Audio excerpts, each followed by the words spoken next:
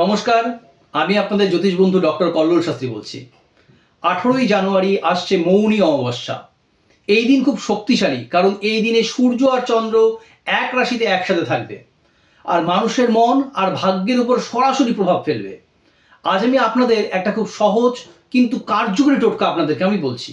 মৌনী অমাবস্যার সকালে স্নান করে একটা ছোট্ট পাত্রে জল নিন, এর মধ্যে 1 চামচ বা 1 চিমটি কালো তিল দিন। তারপর সূর্যের দিকে মুখ করে ধীরে ধীরে জল ঢেলে দিন। কেন এটা করবেন? অমাবস্যার দিন শনি আর পৃথ্বী শক্তি সক্রিয় থাকে। কালো তিল শনির দোষ শান্ত করে আর পৃথ্বীর আশীর্বাদ টানে। এর ফলে জীবনে অকারণ বাধা, অর্থকষ্ট ও মানসিক চাপ ধীরে ধীরে কমতে শুরু করে। এই দিন চেষ্টা করবেন কথা কম বলতে, মনে রাগ না রাখতে আর কাউকে কষ্ট না দিতে, কারণ মৌনী অমাবস্যা করা কর্মের ফল দীর্ঘদিন পর্যন্ত কাজ করে। এবং এই দিন দুটো ক্রিয়া করবেন আরও।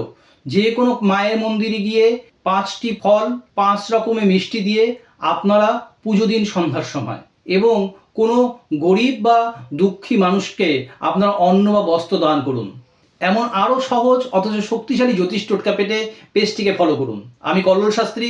আবার দেখা হবে নতুন কোনো জ্যোতিষ পরামর্শ নিয়ে। ধন্যবাদ।